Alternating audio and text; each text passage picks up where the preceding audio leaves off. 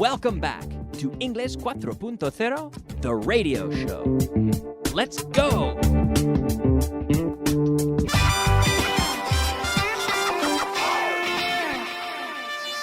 Intermediate. Hello, friends, and welcome back to the show. Here we are in class number 193.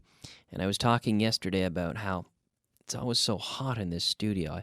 I was able to turn on the air conditioning there in the break and get it cooled down a little bit. So I'm feeling a little bit better today than yesterday at this time, in terms of temperature, at least, here in the little studio here. Doing all right.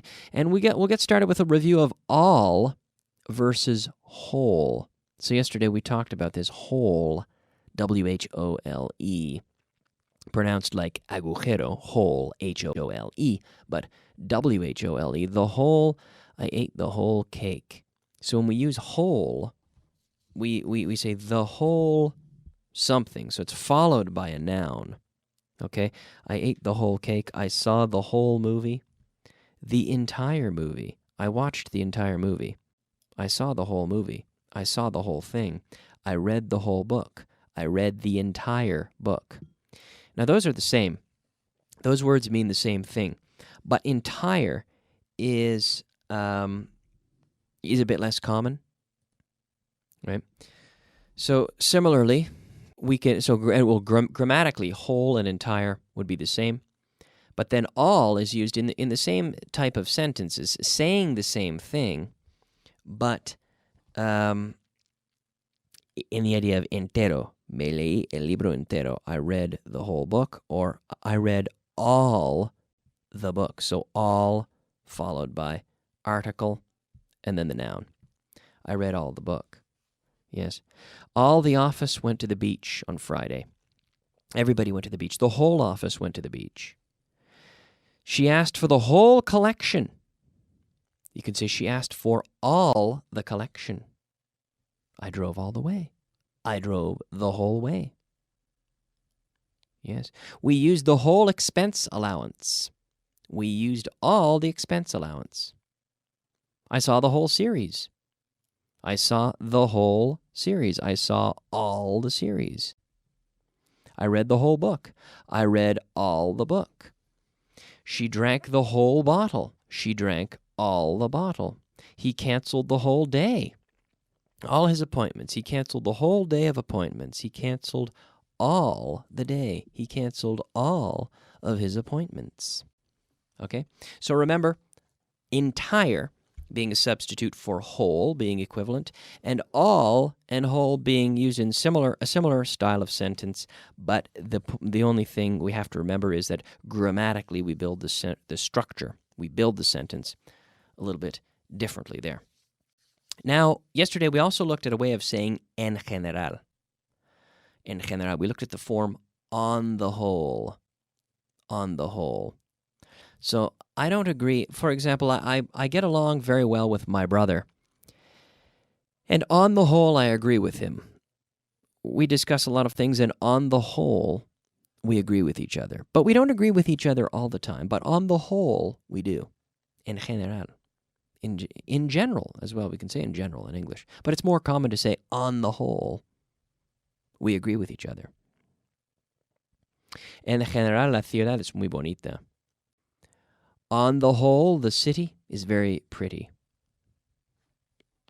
En general, el libro es muy interesante. On the whole, the book is very interesting. On the whole, the book is very interesting. En general, no se portaron demasiado mal. On the whole, they didn't behave too badly. Some of the kids misbehaved a little bit, but on the whole, en general, on the whole, they didn't behave too badly. On the whole, I think you're right. On the whole, I think I like your point of view. On the whole. Okay? So, no problem there. En general, we say on the whole. All right, let's move on now and take a look at our word of the day. Word of the day. Okay, our word of the day today is, well, in fact, it's a phrasal verb, ladies and gentlemen. Everybody likes phrasal verbs, right? Phrasal verbs, verbos compuestos. To turn into, which is convertirse en, to turn into, right? To transform. We also have the verb in English to transform, but convertirse, to turn into, convertirse en. For example, do you know Clark Kent? Do you know who Clark Kent is? Do you? Of course, Kyle. Well, what's so special about Clark Kent? Well, the special thing about him is Clark Kent can turn into Superman. Yeah, he turns into Superman, right? So we use the verb to turn, and with these phrasal verbs, we conjugate the verb. He turns into Superman when he wants to. He turned into Superman twice last week, for example. Okay, and this is not separable. This is an inseparable phrasal verb. So we don't say turn him into. Well, we can if I should. Yeah, I'm sorry. It is separable. It is separable in the sense they turned me into a better person, or hopefully this show will turn you into. So yes, in that case, it is separable. Well, when someone turns someone else, someone changes or adapts someone else, then it becomes a separable phrasal verb in that sense. This course will hopefully turn you into a better English speaker. Hopefully it has turned you into a better English speaker, and it will continue to turn you into an even better English speaker as you take some time at the end of this course to digest what we've been through, because it's been a very long process. It's been a long process with a lot of classes on the radio, on TV, a lot of material in the books, a lot of content on the internet. Hopefully you've been following it along, all of it along very well. And hopefully you've taken advantage of it, and hopefully it has turned you into a better English speaker. And it will, as long as you pay attention and work hard. So to turn into. Let's think about superheroes again. What about Peter Parker? What was so special, or what is so special about Peter Parker? Well, Peter Parker can turn into Spider-Man. I think, right? I think that's Peter Parker. He turns into Spider-Man. Am I right or am I wrong? I could be wrong. Peter Parker. Yeah, Peter Parker can turn into Spider-Man. And we have caterpillars. There's little insects with many, many, many feet, and they can turn into butterflies. They spin a cocoon and they turn into butterflies, right? So convertirse en, to turn into. All right? All right, now let's move on into class number 193. Here we have the structure weather, W-H-E-T-H-E-R. So we have weather used as see, in the sense of to know whether, to decide whether, to ask whether, to tell whether. Saber si, to know whether. Decidir si, to decide whether. Preguntar si, to ask whether. Decir si, to tell whether. So do you know whether my grandfather was born in Canada or in the UK? Do you know whether my grandfather was born in Canada or the UK? No, Kyle, I don't know whether your grandfather was born in Canada or the UK. It's very similar to if in many cases. I can outline the differences and how it is different, but it's very similar. So no, Kyle, I don't know whether your grandfather was born in Canada or in the UK. Well, my grandfather was born, one of my grandfather was born in Canada. No, I'm sorry, no. Both my grandfathers were born in the UK. One was born in Scotland and one was born in England. Yes. Can you decide whether to go away in August or stay at home? Can you decide whether to do that? No, I can't decide, Kyle. I can't decide. If I stay here, I would save money. But if I go away, it would be a lot of fun. I can't decide whether to stay here or go away in August. Have you ever asked me whether I like Spain or not? No, Kyle, I've never asked you whether you like Spain or not. Well, I do. I like Spain. Of course, that's why I'm here. Can you tell whether I'm wearing shoes or not? No, Kyle, I can't tell whether you're wearing shoes or not. Well, yes, I am wearing shoes. Can you tell whether I'm wearing shorts or long pants? Can you tell whether I'm wearing No, you can't. This is a radio show. I could be wearing nothing. I could be totally naked right now. It's possible. I'm not, though. And you'd never know. Can you tell whether I'm sitting or standing? No, Kyle, I can't tell whether you're sitting or standing.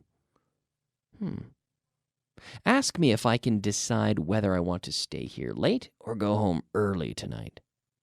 Kyle, can you decide whether you want to stay here late or stay at the studio late or go home early tonight? Yes, I can decide. I can decide very easily. I'm going to go home after this class. Because I do a lot of my preparation at home. I'll keep working tonight. I'll get home and I'll prepare more radio programs for tomorrow and more classes for tomorrow. I have lots more work to do today, but I'll do it at home, right? So it's an easy decision to decide whether I want to stay or whether I want to go. But I prefer to go home and relax a bit more at home and finish things up in my house. Now, I did mention that there are differences here between if and whether. In these sentences, it seems almost like it's the same as if, whether, W-H-E-T-H-E-R. But there are some differences.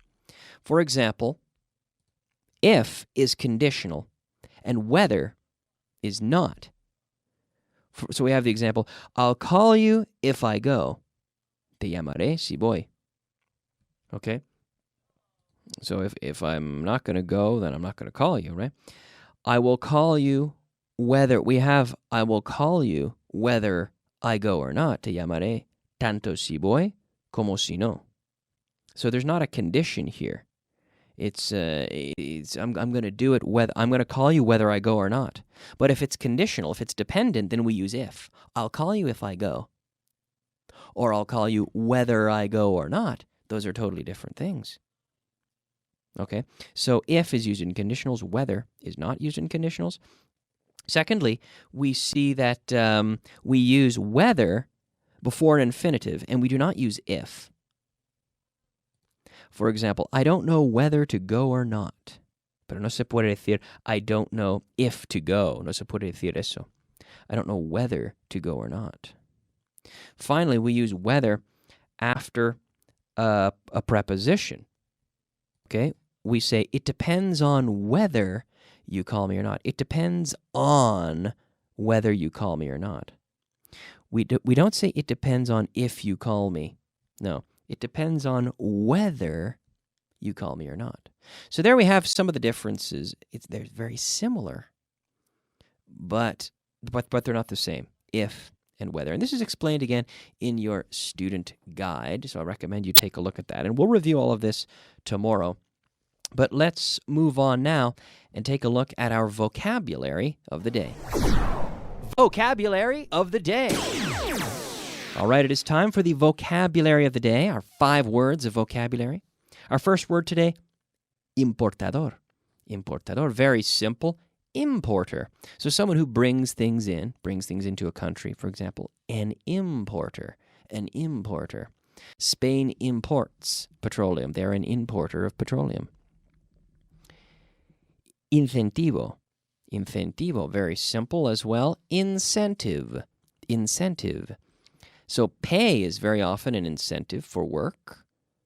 We'll give you a bonus if you achieve a certain level of sales, for example. If you achieve certain sales figures, we'll pay you a commission, a performance-based commission. So that works as an incentive.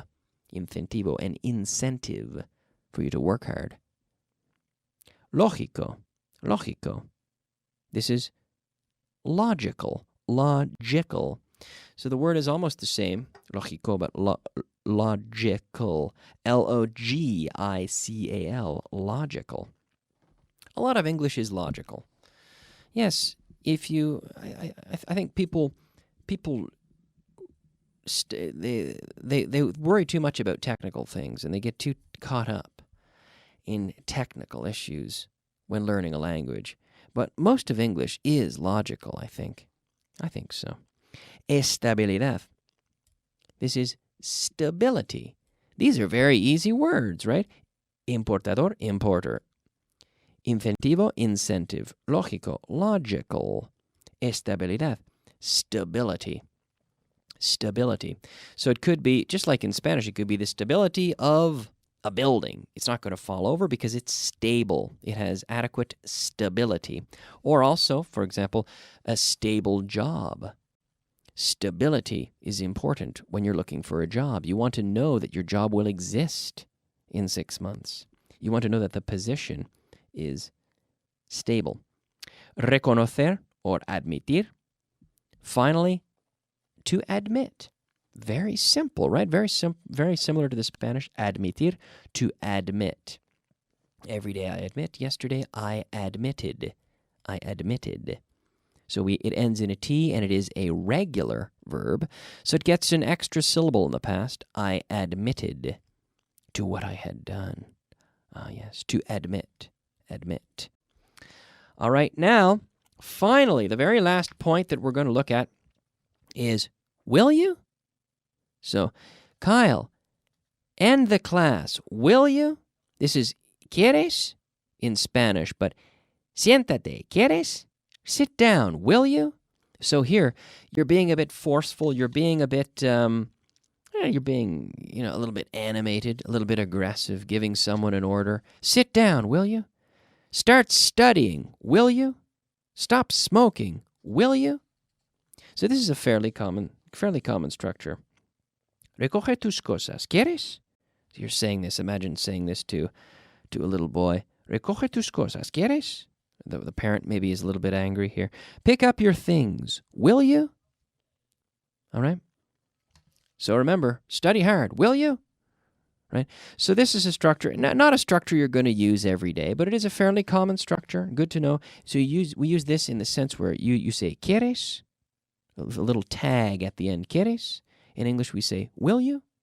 So it works in the second person, will you? But it's imperative, but then will you? Second person. So always, will you? Okay, study hard for the last few classes, will you? Okay, and that was a bit of my North American accent, I'll say, where we say, instead of you, we don't always pronounce you clearly, we say, yeah, will you? Do it now, will you? That's very common. You'll hear that in movies as well. Will you? Well, get it done now, will you? All right, well, I think it's time for me to finish today's class because we're completely out of time. But I want to thank you very much for listening. I'm going to take a break, and I'll be back in just a few minutes with the advanced portion of today's class. So remember, keep listening, keep studying, keep working hard, will you? And I'll be back tomorrow. We'll see you then. Bye-bye.